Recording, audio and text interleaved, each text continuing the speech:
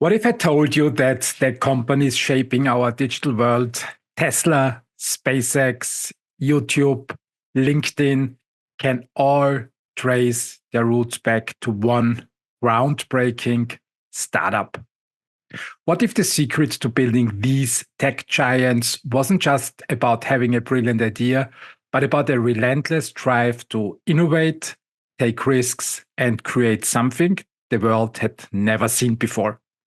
Today, in this episode, we're diving into The Founders by Jimmy Soni, a book that chronicles the early days of PayPal, a company that not only revolutionized online payments, but also became the breeding ground for some of the most influential tech entrepreneurs of our time.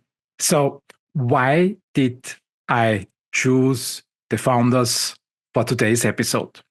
After spending 35 years building organizations, from playing economic simulations in the early 80s as a kid to merger and acquisition in public companies and guiding deep tech companies with venture capital in recent years, I have seen firsthand the importance of innovation, strategy, and risk taking in driving success.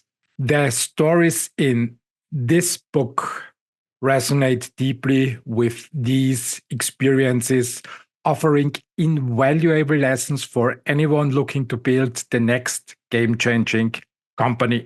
Here is a passage from the book that perfectly captures the spirit of PayPal's founding team and the high-stakes world they operated in. On the eve of its initial public offering, a prominent trade publication declared that the country needed PayPal as much as it does an anthrax epidemic. Despite the skeptics, PayPal persevered, becoming a billion-dollar company and spawning a generation of entrepreneurs who would go on to create Tesla, SpaceX, LinkedIn, YouTube, and many other giants of the digital age. In this episode, we will explore 10 pivotal stories from the founders that highlight essential principles for entrepreneurs and investors alike. These stories are more than just anecdotes. They are valuable lessons in leadership, risk-taking, and strategic thinking that can help you build a more successful and innovative company. I will walk you through the origins of PayPal, Elon Musk's bold moves, Peter Thiel's contrarian strategies, and much, much more. And as we go along, I will share insights from my own journey so you can see how these lessons apply in the real world. Before we dive into the stories and lessons from the founders, let's take a moment to talk about the author behind this fascinating book, Jimmy Soni. Jimmy Soni is an accomplished American author with a knack for bringing to life the stories of brilliant minds and groundbreaking innovations. Born in Toulouse, France, to Indian parents, Soni was raised in Chicago, Illinois, where his academic journey took him to Duke University. He graduated in 2007, and during his time there, he was not just a student, he was actively involved as the chairman of the Honors Council and vice president of student government. This early leadership experience was a precursor to the influential career that would follow. Soni's career is as diverse as it is impressive. He began as a strategy consultant at McKinsey & Company, then moved into the world of media, where he took on the role of managing editor at the Huffington Post in 2012. His ability to shape narratives and manage content was quickly recognized, and he was named one of the Edwig's Young Influentials, a list that highlights 20 people under 40 who are, as they put it, wicked, smart, and rebooting your world. His editorial journey didn't stop there. In 2014, Soni was named one of Forbes 30 under 30 in the media and was listed by the New York Observer as the most coachable tech talent. However, his real passion lay in writing, and he eventually left the Huffington Post to focus on his books. Jimmy Soni isn't just another author.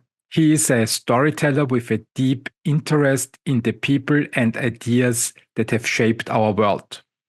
His previous works include Rome's Last Citizen, a biography of Cato the Younger, and A Mind at Play, which chronicles the life of Claude Shannon, the father of the information age. They later won the 2017 Neumann Prize from the British Society for the History of Mathematics, further solidifying Soni's reputation as a meticulous researcher and captivating writer. His latest book, The Founders, The Story of PayPal, and the Entrepreneurs Who Shaped Silicon Valley, really shows his skill in bringing together complex narratives. In this book, Soni tells the story of PayPal not just as a company, but as a place where some of the most influential entrepreneurs of our time got their start. People who have gone on to create companies like Tesla, SpaceX, YouTube, and LinkedIn. Soni's ability to capture the essence of these innovators and the environments that shaped them makes him a credible and compelling voice on the subject. His work is not just about recounting events, but about understanding the deeper motivations, challenges, hard times, battles, fights, and strategies that define entrepreneurial success. Now that we know a bit more about Jimmy Soni, let's dive into an overview of the founders, the story of PayPal, and the entrepreneurs who shaped Silicon Valley. If you are short on time, this summary will give you the core themes and ideas from the book, though trust me, you'll want to stick around for the deeper insights that follow. The Founders chronicles the birth and rise of PayPal, a company that didn't just revolutionize online payments, but also laid the groundwork for the tech giants that followed. This isn't just a story about a product or a company. It's about the people behind it, visionaries like Elon Musk, Peter Thiel, and Max Levchin, who went on to shape Silicon Valley as we know it today. Soni takes us through the chaotic and high-stakes environment of the early dot-com era in the 90s, where coding marathons, sleep deprivation, and relentless ambition were the norm. PayPal's story is brought to life with vivid detail, from Elon Musk's obsession with disrupting the financial industry to Peter Thiel's competitive, chess-like approach to business strategy. The book captures the intense drive and occasional absurdity of Silicon Valley's culture, where ideas were as valuable as gold and failure was often just a stepping stone to success. PayPal's founders didn't just want to create an online payment system, they wanted to change the world, and in many ways they did. The company's alumni, famously dubbed the PayPal Mafia, went on to create YouTube, LinkedIn, Yelp, and even Tesla and SpaceX. One of the key themes Soni explores is the concept of seniors, a term coined by Brian Eno to describe the collective intelligence and creativity that emerges in certain groups at specific times. PayPal was a prime example of this, an environment where the sum was truly greater than its parts, producing innovations that outlasted the company's early struggles. Throughout the book, Soni also touches on the darker sides of this world. The ruthless competition, the sleepless nights, and the constant pressure to innovate or die are all part of the PayPal story. But it's not just a tale of hardship. It's also one of resilience, where every setback was met with a pivot or a bold new strategy. Finally, Soni's writing is filled with sharp observations and memorable phrases. Whether he is describing Elon Musk's sports car crash as taking a distinctly cubist turn, or capturing the corporate drama with chapter titles like The Nut House Coup, his storytelling keeps you engaged from start to finish. So, what are the core concepts you should take away from the founders? First, the power of a visionary idea combined with relentless execution. Second, the importance of adaptability.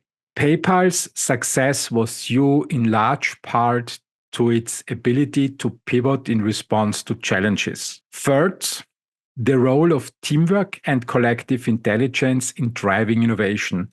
And finally, the recognition that success often comes from a mix of brilliance, persistence, and the willingness to take risks. So if you only have time to listen to this section, remember these key lessons. Innovation isn't just about the idea. It's about execution, adaptability, and the right team. But if you stick around, we're going to dive deep into 10 specific stories from the book that will illustrate these principles in action. Let's start with the first stories from the founders, the origin of PayPal, which is all about vision, persistence, and hiring the right people. Let's start with the first story from the founders, the origins of PayPal. This isn't just a story about the birth of a company, it's a masterclass in vision, persistence, and the importance of hiring the right people, particularly co-founders who share your drive and complement your skills. PayPal, as we know it today, emerged from the merger of two companies, X.com, founded by Elon Musk, and Confinity, started by Peter Thiel and Max Levchin. These were two very different companies with different approaches, but they were united by a common vision: to revolutionize how money moved online. Visionaries like Musk and Thiel often have competing ideas, but when they unite around a shared purpose, the results can be transformative. This merger is a perfect example of that. Musk and Thiel understood that success depended not just on having a great idea, but also on sticking to that vision through thick and thin. However, persistence isn't something you can sustain on your own. It requires a team of smart, ambitious, and collaborative people who bring a multidisciplinary mindset to the table. As Soni writes, PayPal's advantage was its puzzle-solving spirit, which pervaded its corporate culture.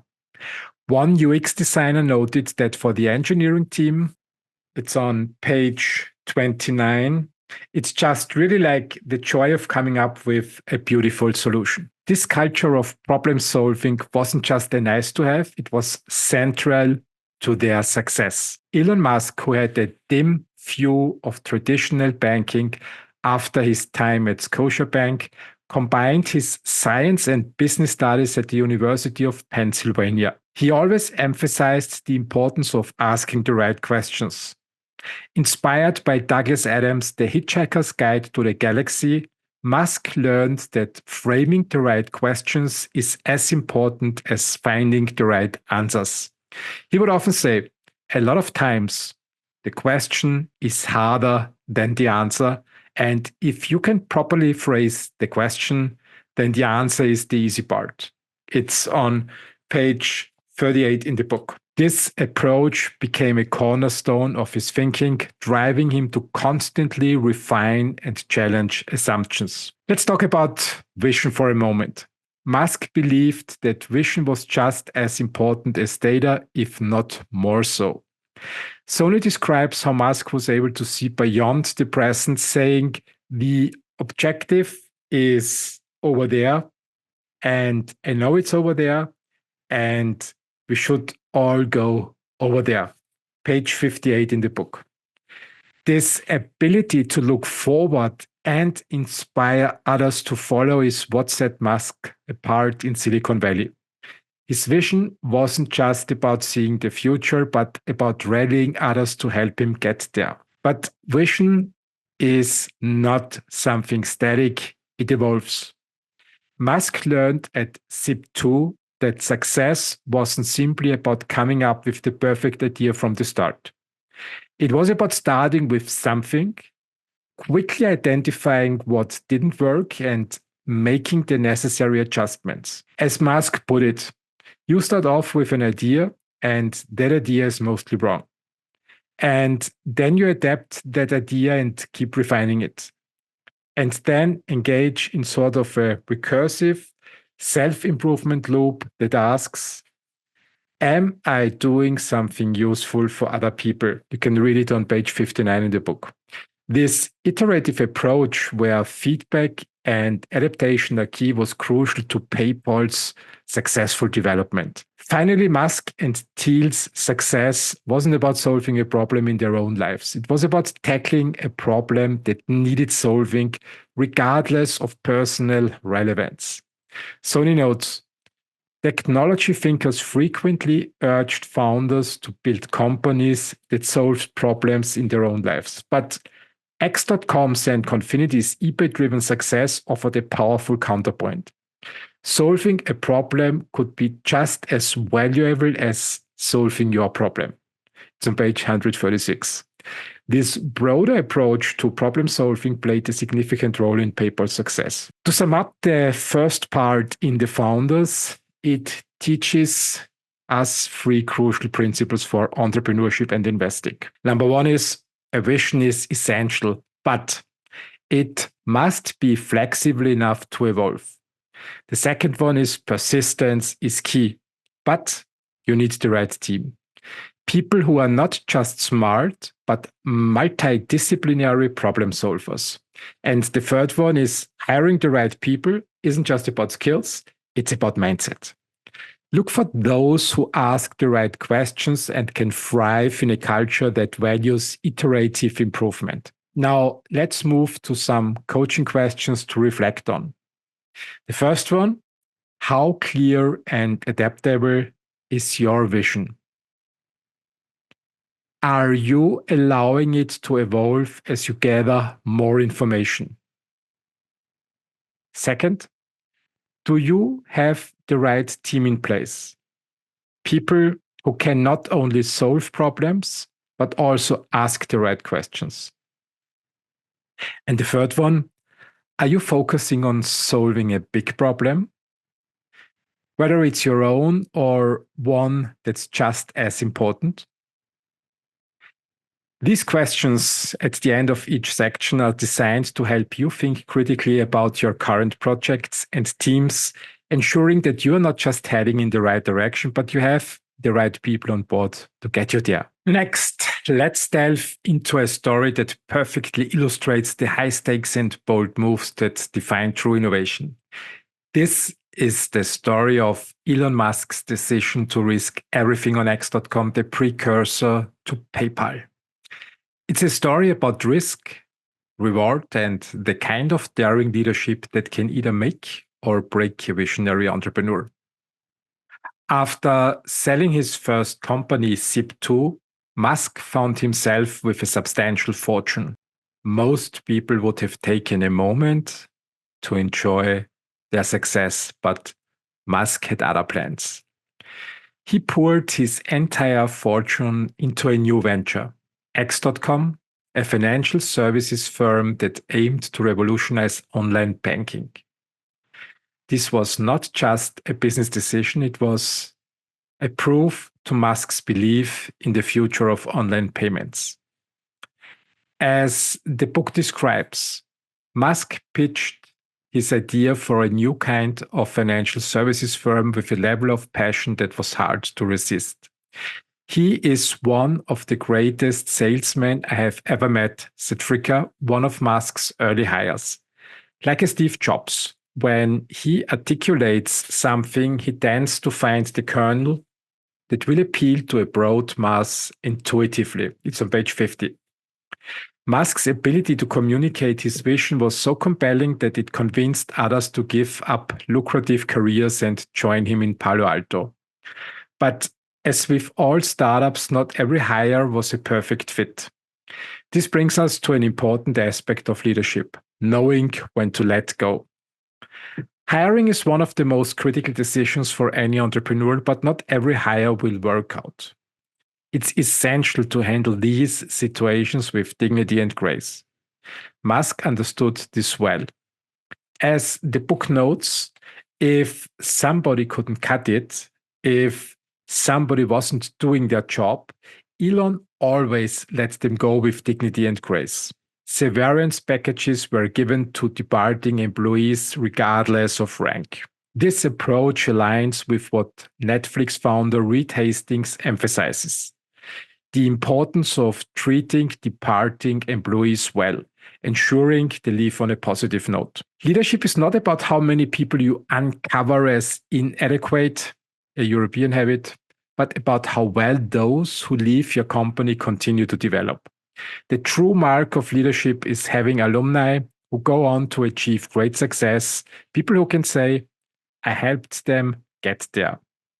When you have to part ways, it should be done in a way that sets people up for future success, not in a way that leaves them bitter or broken. Even when things don't go your way as a leader, stepping down with grace can preserve relationships and open doors in the future. Musk demonstrated this when he was ousted as CEO of X.com. Despite his disagreement with the decision, he chose to step aside gracefully. I could have fought it hard, but I said at this critical time, best to concede. Musk recalled. He added, it's easy to be bitter and hate them forever, but the best course of action is to turn the other cheek and make the relationship good. And I put a lot of effort into making things good. It's on page 242. This approach not only kept the door open for future opportunities, but also maintained his reputation as a leader who values long-term relationships. Elon Musk's story teaches us that true innovation often requires taking massive risks. When you find something worth pursuing, sometimes it's necessary to quadruple down and take the leap, even if it means risking everything. But it's equally important to remember that how you treat people, whether they are joining your journey or leaving it, can have a lasting impact on your reputation and your ability to lead. Let's wrap up this story with some coaching questions. The first one, when was the last time you took a bold risk in your business?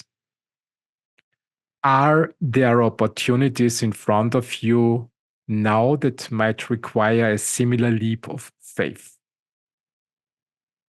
Second, how do you handle situations where a hire doesn't work out? Are you searching for mistakes to find a reason to fire them, or are you ensuring that your employees live on a positive note with the potential for future success? The third one, if you ever find yourself in a position where you need to step down or make a significant concession, how can you do so with grace, preserving relationships and your long-term reputation? Again, these questions are designed to help you reflect on your current approach to risk-taking, leadership, and how you manage your team. Remember, the decisions you make in these areas can define not just your company's success, but also your legacy as a leader. Now, let's shift our focus to the power of contrarian thinking and mindset. That's not just valuable, but essential for entrepreneurs, especially in deep tech and biotech. This is the story of Peter Thiel's belief in building monopolies rather than competing in crowded markets. A philosophy that played a pivotal role in shaping PayPal's strategy and ultimately its success. Peter Thiel has always been a contrarian, even dating back to his days at Stanford. As the editor of the Stanford Review, Thiel was unafraid to challenge the status quo. The review's first issue boldly declared its mission. We would like to present alternative views on a wide range of current issues in the Stanford community. Thiel didn't just talk about contrarianism, he lived it, focusing on fundraising, editing, and writing provocative editorials on topics like institutionalized liberalism and the importance of being honest, and it's in the Founders on page 21. This willingness to go against the grain would become a defining characteristic of his career. When Thiel co-founded PayPal, he brought this contrarian mindset with him. Instead of entering a market crowded with competitors, Thiel focused on creating a space where PayPal could stand alone, offering unique value that made competition irrelevant. relevant. His approach wasn't just about outcompeting others, it was about redefining the market to ensure that PayPal became indispensable. I often think about the Japanese concept of ikigai when reflecting on Thiel's strategy. Ikigai is about finding that sweet spot where your passion, skills, what the world needs, and what you can be paid for all intersect. In a business context, this means identifying a niche where you can become so exceptional that no one else can compete. For Thiel, PayPal's Ikigai was creating a seamless online payment system that was fundamentally different from anything else available at that time. It wasn't just about being better, it was about being different in a way that no one else could match. Thiel's contrarian thinking didn't stop with PayPal.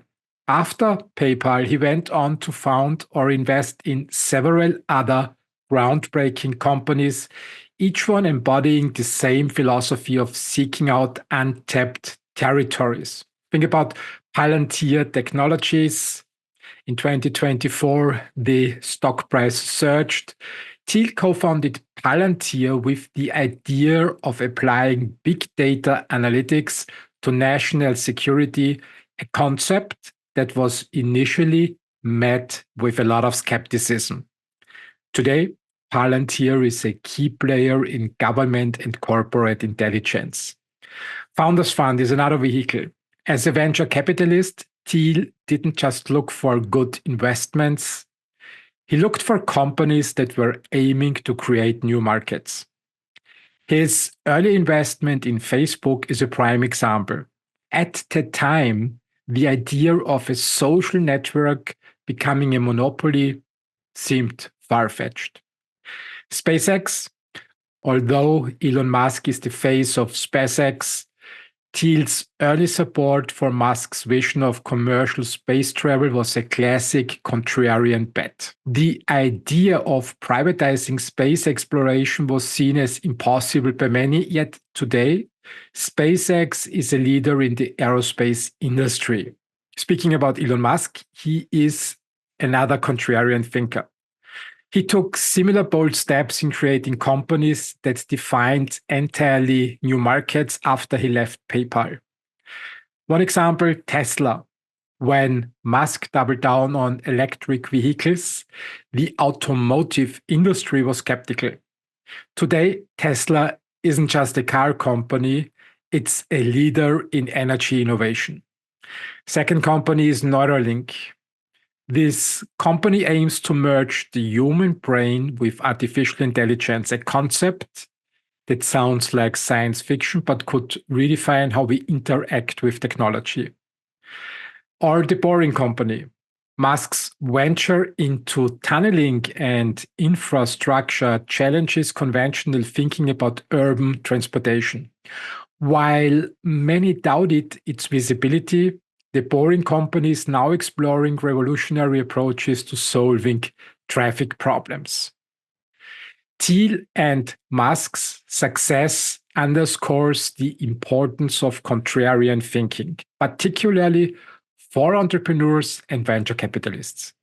Instead of following the crowd into completely saturated markets, they sought out big, unsolved problems, opportunities that others either didn't see or were too afraid to pursue.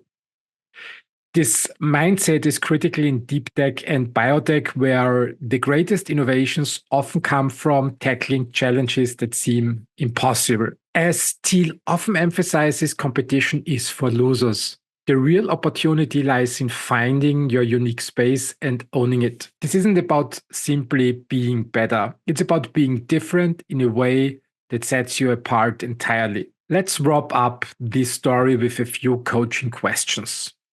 Are you currently operating in a crowded market, or are you seeking out untapped opportunities where you can create a monopoly?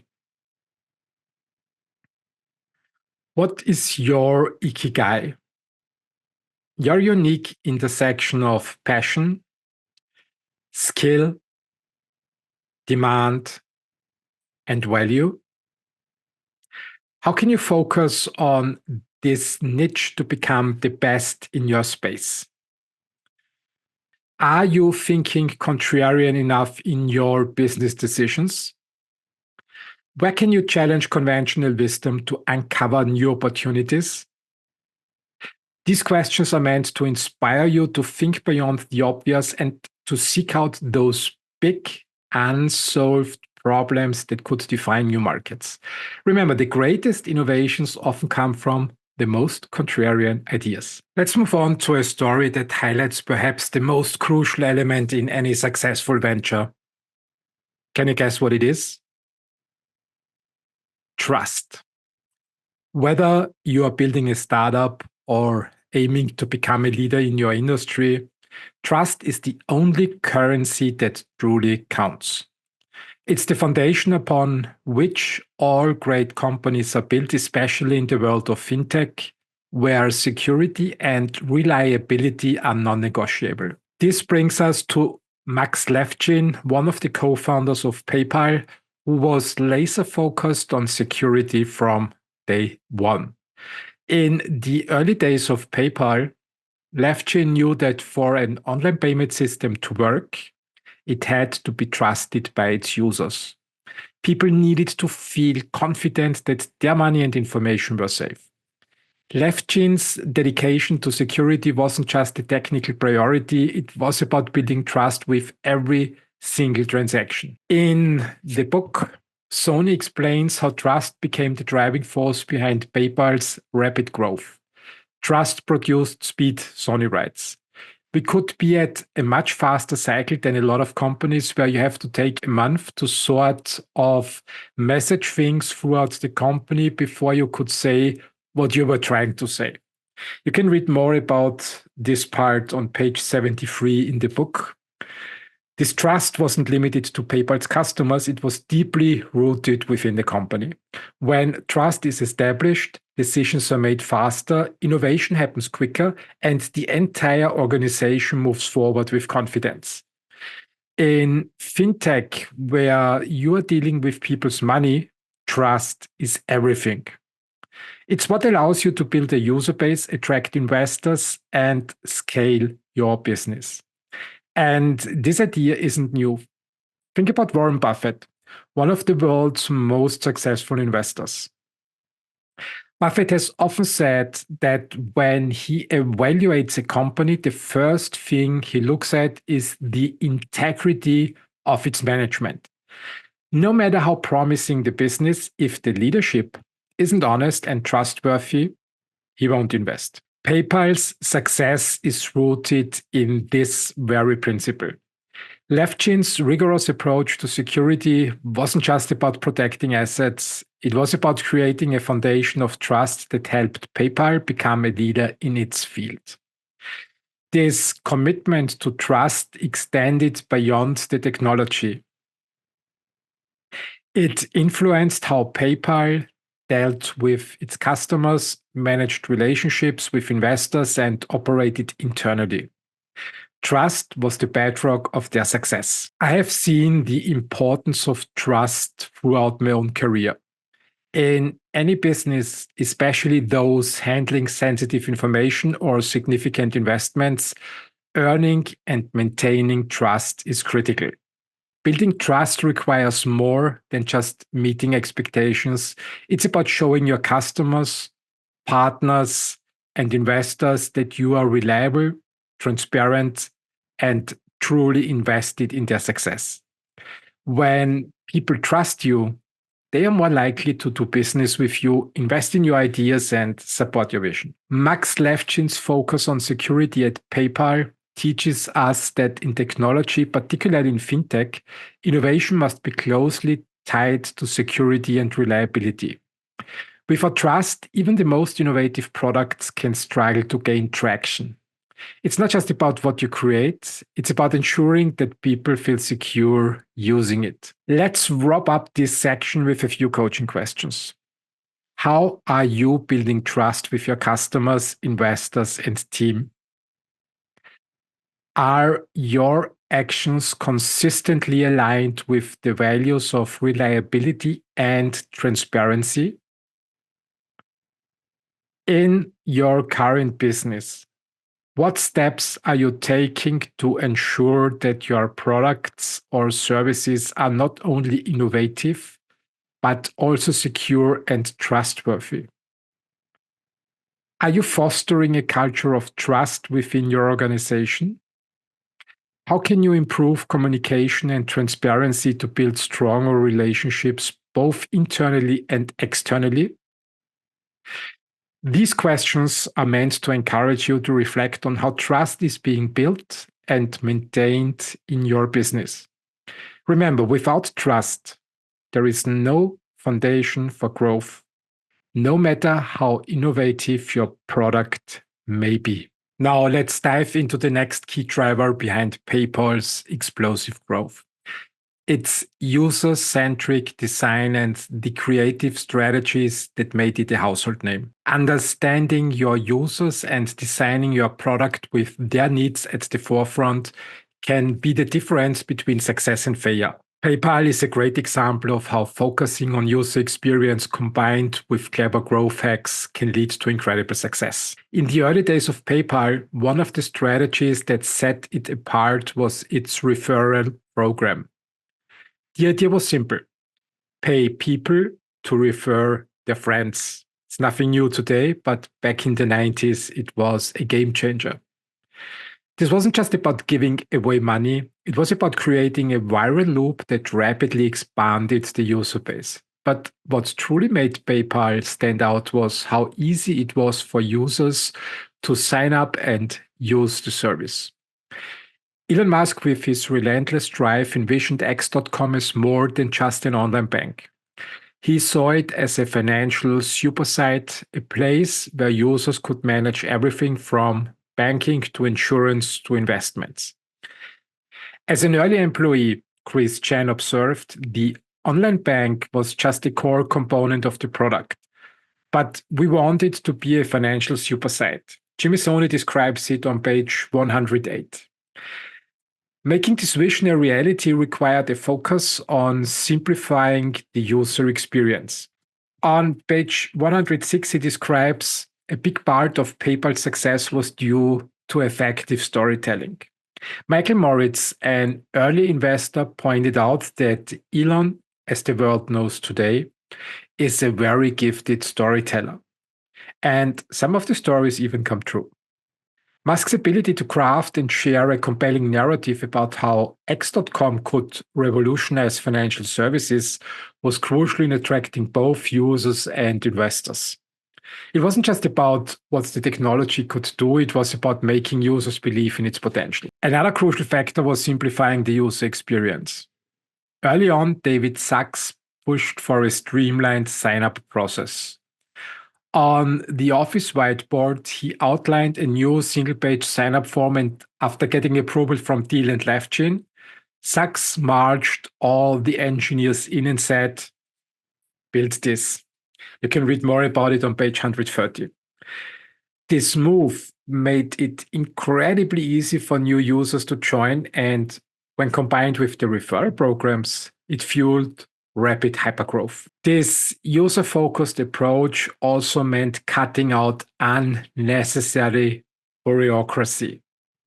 Both Peter Thiel and Elon Musk had little patience for anything that slowed down progress. Thiel, in particular, was known for his disdain for inefficiency.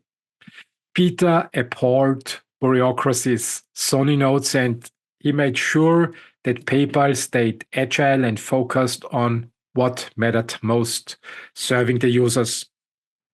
Read more about it on page 142.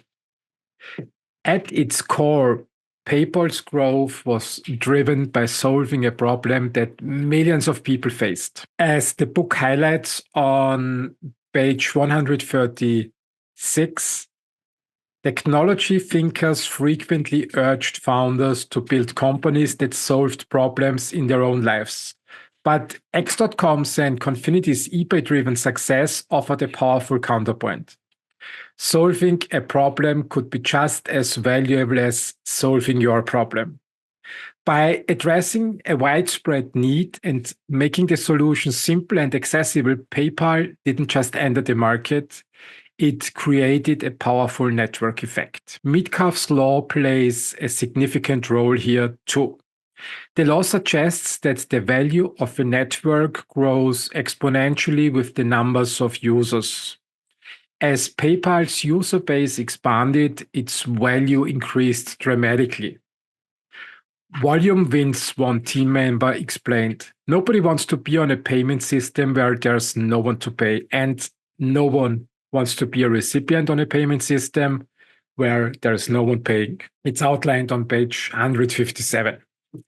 In my own experience, I have seen how a focus on user experience can make or break a product. Simplifying processes, telling a compelling story, and solving real problems for users, these are all key to driving growth. PayPal's journey shows that the most successful companies are those that keep the user front and center and continuously refine their products to meet user needs. So let's wrap up with a few coaching questions. How well do you understand your users? Are you designing your products and services with their needs as the top priority? Are there ways you can simplify your user experience to make it easier for people to engage with your product? Are you telling the right story about your product or service? How can you improve your messaging to better communicate the value you offer? These questions are meant to encourage you to think critically about your approach to user experience and growth. Remember, understanding and serving your users is key to building a product that not only attracts customers, but keeps them coming back. Next up, we have the story of how PayPal navigated one of its most intense challenges, the rivalry with eBay. This story isn't just about competition. It's about how strategic partnerships, even with potential adversaries, can become a lifeline for growth and survival in a cutthroat market. In the early days, PayPal faced a formidable challenge. eBay, the giant online marketplace that could have easily crushed PayPal if it decided to create its own payment system. PayPal's leadership, including David Sachs and Peter Thiel, understood this threat all too well. Sachs described his approach as almost like playing chess. One of the thought experiments I ran through was, if I was running eBay payments, what would I do to kill PayPal? And I came up with lots of different things. Sachs said, and Jimmy Soni describes it on page 308. This mindset of identifying and eliminating weaknesses before the competition could exploit them was key to PayPal's survival. Instead of waiting for eBay to make a move, PayPal proactively worked to become indispensable to the platform. They didn't just defend against eBay, they positioned themselves as a critical part of eBay's ecosystem. PayPal became so embedded in the eBay experience that eventually eBay had little choice but to work with them rather than against them. And this is a genius strategy for all startup and scale-up companies who at one point in time want to be acquired. Lock yourself into the incumbent's ecosystem. One of the strategies that helped PayPal maintain its position was the introduction of a freemium model. The team launched premium accounts with additional features like a dedicated customer service hotline and automatic sweeps of account balances into bank accounts. Users had the option to stick with the free services or upgrade for a fee. This approach provided a clear path for generating revenue while still offering value to users who preferred not to pay. On page 210, you find a more detailed description of the system. David Wallace, one of the key players at PayPal, recalled how this shift opened up new opportunities. Page 211. Once we got fee-bearing accounts going, there at least became kind of a revenue option. It became possible for someone to pay us. This move was crucial for PayPal as it helped balance the need to scale quickly with the necessity of generating income, ensuring that the company could continue to grow without relying solely on free accounts. Internally, PayPal's culture also played a significant role in their ability to navigate these challenges. The company was known for its radical candor, a culture where truth seeking was paramount, even if it meant a lot of friction along the way. As Sachs observed, we all respected each other, and that's why it worked. There was a lot of yelling, and we just cared about getting to the right answer. Jimmy Soni describes this genius culture of radical candor and openness, almost like Jocko Willink describes in his books the Navy SEALs debrief method. In Jimmy Soni's books, it's on page 401. This candid and sometimes intense environment allowed PayPal to move quickly and make tough decisions in real time, a crucial advantage in their battle with eBay. In my own experience, I've seen how strategic partnerships, even with competitors, can be essential for success. Collaboration isn't always easy, especially when there's potential for conflict, but when done right, it can create powerful synergies that benefit everyone involved. The key is adaptability, being willing to adjust your strategy and find ways to work together, even when it seems counterintuitive. PayPal's story during the eBay wars teaches the reader the value of strategic partnerships and the importance of constantly assessing and strengthening your position in the market. By understanding the threats, acting proactively, and finding ways to become indispensable, PayPal didn't just survive, they thrived. Let's close this story with a few coaching questions. Are you fully aware of the biggest threats to your business? How can you turn those threats into opportunities for strategic partnerships? Have you identified areas where a collaboration with a competitor could be mutually beneficial? What steps can you take to explore those possibilities? How does your company handle internal challenges and truth seeking? Are you fostering a culture that allows for honest, direct communication to navigate tough situations?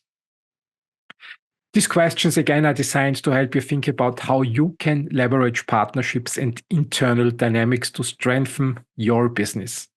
Remember, in highly competitive markets, sometimes the best way to win is by finding allies in unexpected places. Let's turn our attention to one of the most pivotal moments in PayPal's history, the decision to go public and the execution of its IPO. For any company, timing is everything, especially when it comes to funding and exits. The way you manage these critical moments can shape the entire future of your business. At a certain point in a company's life cycle, founders, venture capitalists, and even employees with stock options will start thinking about cashing out. This isn't just about getting a return on investment. It's about having the freedom to upgrade lifestyles, start new ventures, or simply reap the rewards of years of hard work.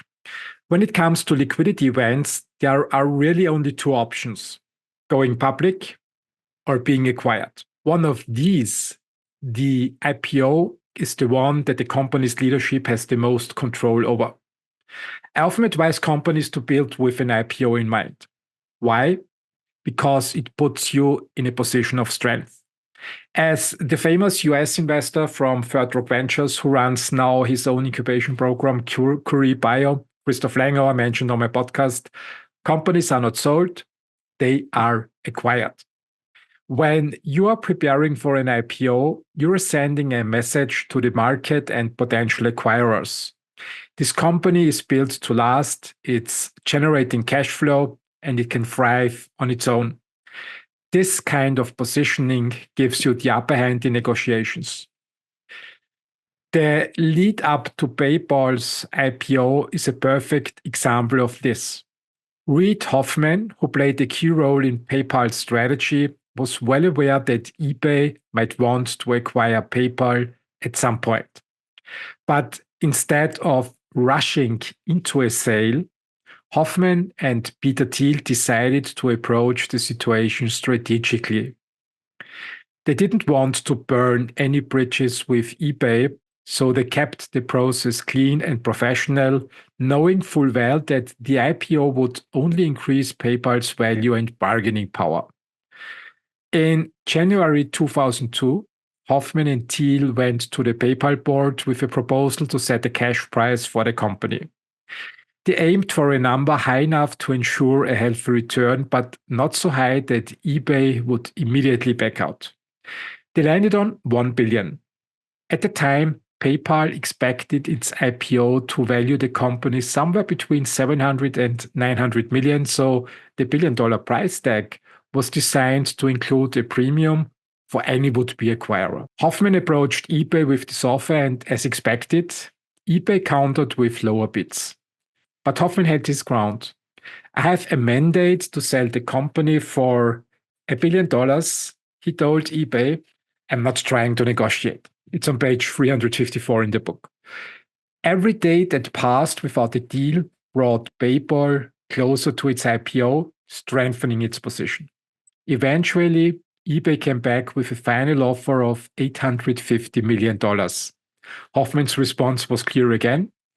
If what you are telling me is that your last offer is $850 million, I can take it to the board. But just to be really clear, I have a mandate to sell the company for $1 billion.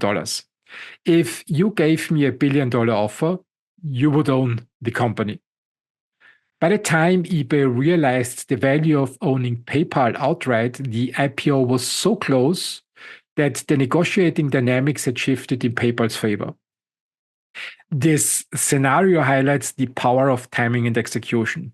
By preparing for an IPO, PayPal didn't just create a liquidity event for its stakeholders, it also positioned itself as a stronger, more valuable company in the eyes of potential acquirers. In my business experience, the decision to go public is one of the most strategic moves a company can make.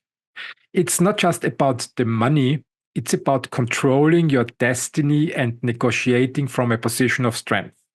When a company is built with an IPO in mind, it's easier to attract higher valuations, whether through public markets or acquisition offers. Let's close this section with a few coaching questions. Is your company building towards an IPO, or are you relying solely on the hope of being acquired? How can you prepare for an IPO to strengthen your position in the market?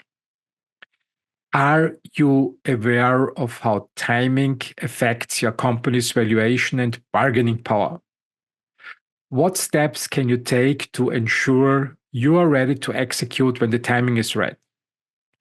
In negotiations, are you maintaining a position of strength by having a clear mandate and understanding the market dynamics?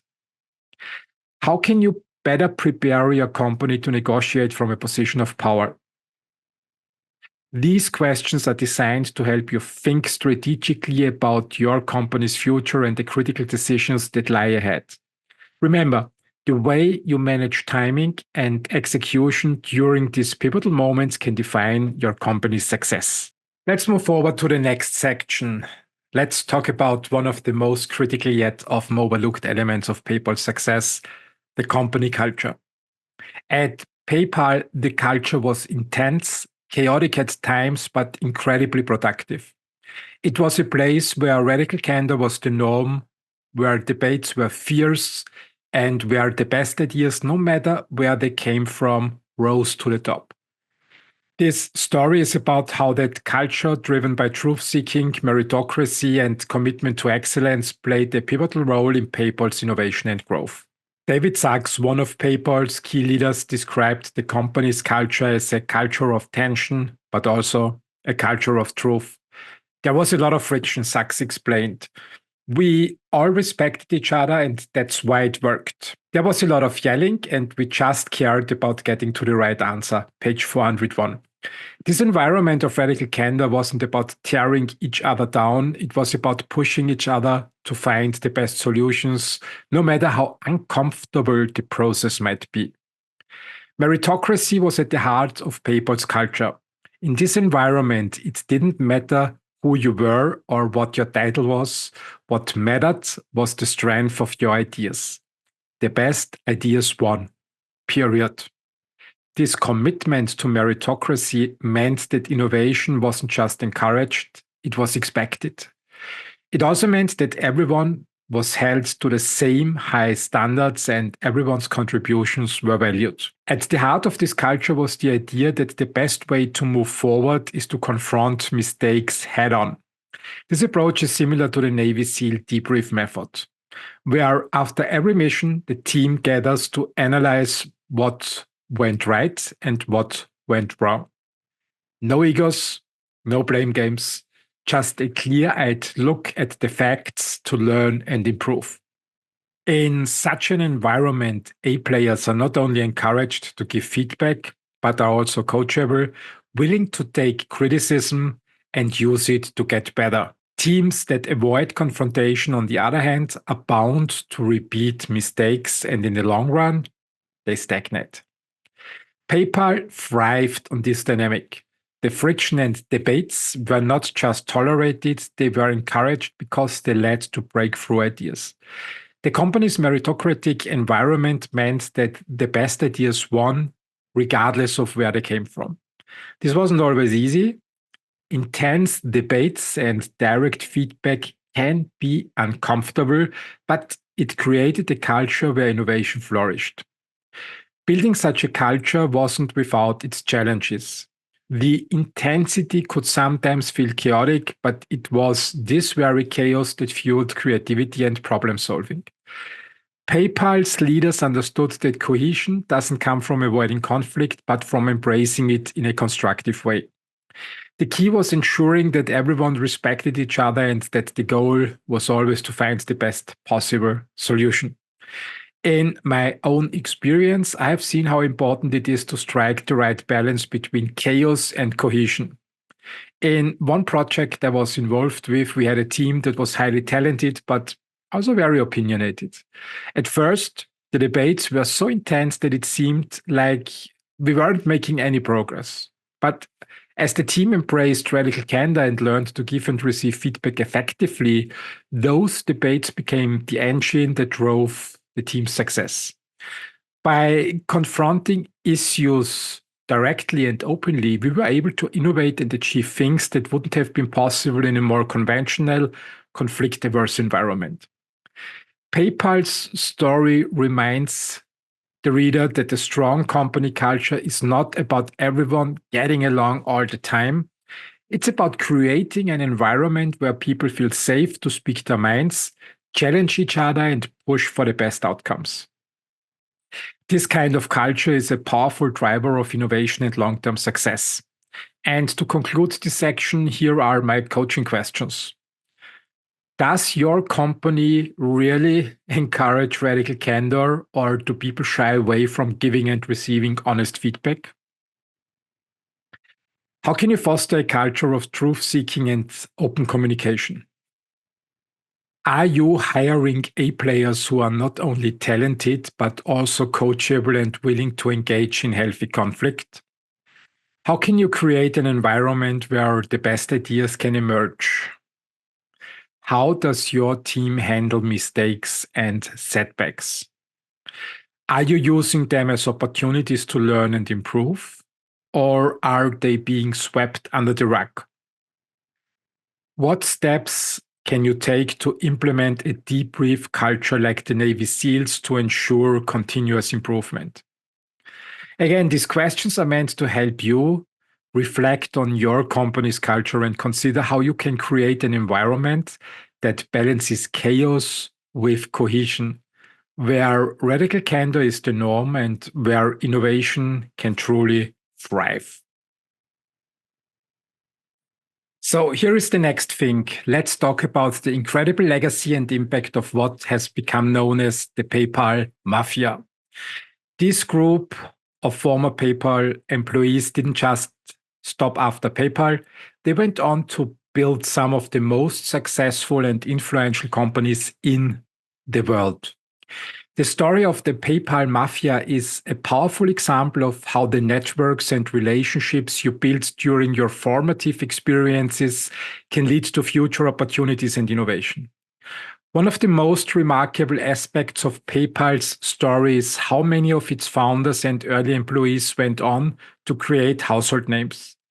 These aren't just small ventures, they are companies that have shaped entire industries. From LinkedIn to YouTube, Yelp to SpaceX, the PayPal Mafia has left an indelible mark on the tech world. Take, for example, Reid Hoffman, who played a crucial role at PayPal and later founded LinkedIn. LinkedIn has become the world's largest professional networking platform, fundamentally changing the way people connect, find jobs, and build careers. Hoffman's experience at PayPal, where he helped navigate complex negotiations and strategic decisions, no doubt influenced his approach to building LinkedIn. The network he cultivated during his PayPal years provided not just support, but also the initial seed funding and early users that helped LinkedIn grow into the giant it is today. Then there is Chad Hurley and Steve Chen, who went on to create YouTube. The idea for YouTube came from the realization that there was a massive gap in how people could share videos online. Hurley and Chen, both PayPal alumni, used their knowledge of online transactions and viral growth from their time at PayPal to develop a platform that is now the world's largest video sharing website. YouTube revolutionized the way we consume media, creating an entirely new ecosystem for content creators. Another great example is Jeremy Stoppelman, who co-founded Yelp. Stoppelman, along with Russ Simmons, came up with the idea for Yelp after discussing the need for localized Stoppelman, along with Russ Simmons, came up with the idea for Yelp after discussing the need for localized reviews at a birthday party hosted by Max Levchin, another PayPal alum. Levchin was so convinced by the idea that he made the first investment in Yelp the very next day. You can read it on page 391 in the book. Yelp has since become the go-to site for reviews on local businesses, shaping how we find and choose services in our communities. The connections formed at PayPal didn't just lead to new businesses, they laid the groundwork for an entire ecosystem of innovation. The alumni network from PayPal became a source of funding, advice, and support for each other's ventures. This collaborative spirit was rooted in their shared experiences at PayPal, where they learned the value of trusting and supporting one another. Every company, even those that don't achieve massive success, contribute to the development of the next generation of businesses. The lessons learned, the networks built, and the relationships formed all become part of the foundation for future ventures. In my own career, I have seen how powerful these networks can be. The relationships you build in one venture often carry forward into the next, opening doors to new opportunities and collaborations. Just like the PayPal Mafia, the people you work with today could be the co-founders, investors, or advisors in your future endeavors. PayPal's story is a reminder of the importance of building a strong, lasting network. The impact of the PayPal Mafia isn't just in the companies they founded, it's in how they continued to support and propel each other forward, creating a ripple effect of innovation that has touched nearly every corner of the tech industry. Let's close this story with a few coaching questions. Are you actively building and nurturing your professional network? How can you strengthen these connections to create future opportunities? Have you considered how the relationships you're forming today could influence your future ventures? What steps can you take to ensure you are building a network that will support you long term? How can you contribute to the success of others in your network, knowing that their success could also be yours? What role can you play in fostering a collaborative environment that leads to mutual growth? These questions are designed to help you think about the long-term value of your professional relationships and how they can shape your future. Remember, the connections you make today could and will be the foundation for your next big success.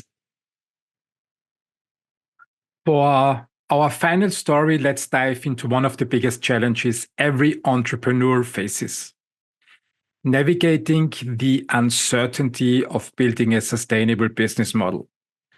While it's easy to get caught up in the excitement of launching a new product or raising venture capital, the real test comes when you have to figure out how to make money.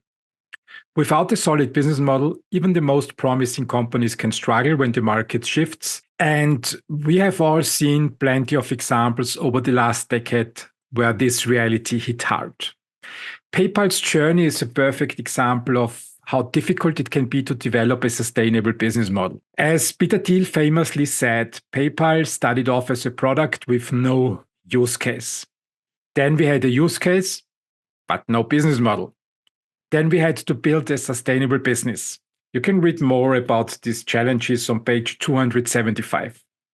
It was a step-by-step process, moving from concept to product to eventually becoming a profitable company. But it wasn't easy. And it took a lot of testing, iterating, and of course, time. One crucial turning point for PayPal was when they abandoned their always for free philosophy. Initially, the idea was to attract as many users as possible by offering everything for free. But as PayPal grew, it became clear that they needed to start generating revenue to sustain the business. So they introduced business and premier accounts with additional features that users could pay for. This shift didn't come without risks, but it was necessary for PayPal to transition from a popular product to a profitable company. More in the book on page 267. As one of PayPal's leaders put it, PayPal was a company, not a charity. It's on page 279. Now, let's bring this idea into a more recent context. Over the past 14 years, we have seen several high-profile companies that struggled because they focused too much on growth and not enough on developing a sustainable business model. One notable example is WeWork. Founded with a vision of creating community-centric workspaces, WeWork grew rapidly, fueled by massive venture capital investments. The company expanded aggressively, but when it came time to go public, investors started asking hard questions about profitability. WeWork's lack of a clear and sustainable business model became a glaring issue, leading to a failed IPO, a significant drop in valuation, and a major restructuring of the business. The company had a grand vision of changing how people work, but without a solid way to make money, that vision was unsustainable in the long term. This serves as a stark reminder that while it's essential to have a vision for how your company can change the world, that vision needs to be grounded in a viable business model. If making money feels like a dirty word, then perhaps entrepreneurship isn't the right path. There are plenty of ways to make a positive impact through nonprofits and charities. But in business, profitability isn't just a goal, it's a necessity. In my own experience, I have seen how business strategies evolve over time. It's rarely a straight path from idea to success. You have to test your assumptions, gather feedback, iterate on your product, and most importantly, figure out how to turn your vision into a revenue-generating business. This isn't something you can afford to put off. Waiting until a crisis hits to find a business model is often too late. PayPal's journey from a product with no use case to a sustainable business highlights the importance of being adaptable and focused on building a strong foundation. They learned that once a product becomes embedded in users' lives, it's hard to dislodge, but getting to that point requires not just a great product, but a clear path to profitability. Read more about it on page 275. You will really enjoy it. So let's wrap up this discussion with a few coaching questions. Is your business model clearly defined? And be honest. If not, what steps are you taking to test and refine it to ensure long-term sustainability? How are you balancing your vision for impact with the need for profitability?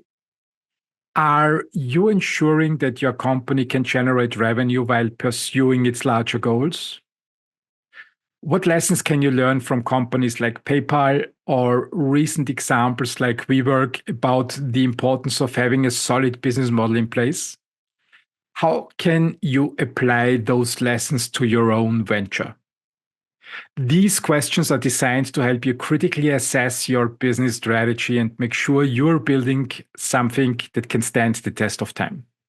Remember, a great vision is important, but without a solid business model, even the best ideas can falter. Now, let's wrap up this deep dive into the founders by Soni. It's clear that the journey of PayPal is more than just a story about one successful company. It's a masterclass in entrepreneurship, innovation, and leadership. The lessons from PayPal's early days can serve as a roadmap for anyone looking to build something meaningful, whether you're an entrepreneur, an investor, or just someone passionate about technology and business. Let's quickly recap the 10 core lessons we've discussed throughout the stories. First one, vision and flexibility. It's crucial to have a clear vision, but equally important is the ability to adapt as circumstances change. The second one is risk-taking. Breakthrough innovations often require taking calculated risks. Don't shy away from bold moves. The third one, differentiation. Creating unique products and seeking to dominate niche markets can set you apart from the competition. The fourth, trust and security. Building trust, especially in industries that handle sensitive information, is essential for long-term success. The fifth one, user-centric growth. Focusing on user experience and designing products that meet user needs can drive rapid growth. The sixth one, strategic alliances. Forming partnerships, even with competitors, can be crucial for survival and success in competitive markets. The seventh, timing. In business, timing is everything. Making the right decisions at the right time can define your company's future. The eighth one, culture. A strong, meritocratic, and truth-seeking culture can drive innovation and help your company navigate challenges. The ninth, networking. The relationships and networks you build during your career can open doors to future opportunities. And the final one, regulation. Understanding and navigating regulatory environments is critical, especially in industries like fintech. Beyond these lessons, Soni's book also emphasizes a few additional insights that I believe are incredibly valuable. It's in the epilogue of the story. The first one is the power of self-improvement. The lives of the PayPal founders show how continuous self-improvement can lead to extraordinary achievements. They were not just focused on building a company, they were committed to becoming the best versions of themselves. Second one is grinding. Hard work pays off, even when it doesn't seem like it at the moment. The relentless grind is often what separates successful entrepreneurs from those who fall short. And the third one, be careful with your relationships. Your life will be shaped by the things you create and the people you create them with. It's easy to focus solely on the work, but your relationships are just as important, if not more so. A strong network, and supportive relationships can make all the difference.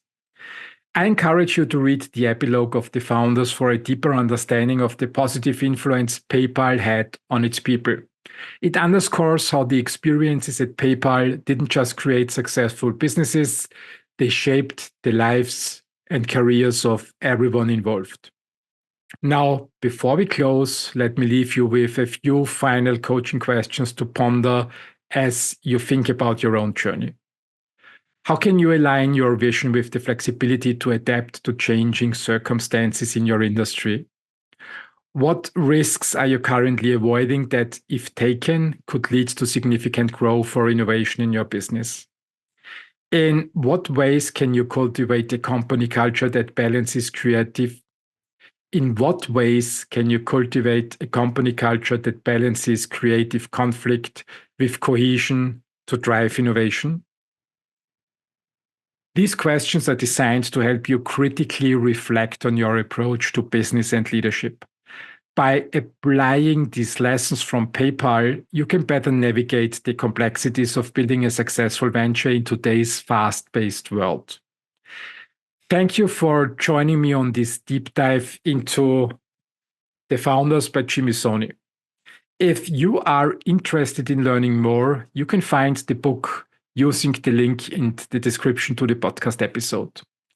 And stay tuned for my next episode, where we will explore another fascinating story or conversation that offers valuable insights for entrepreneurs and investors alike.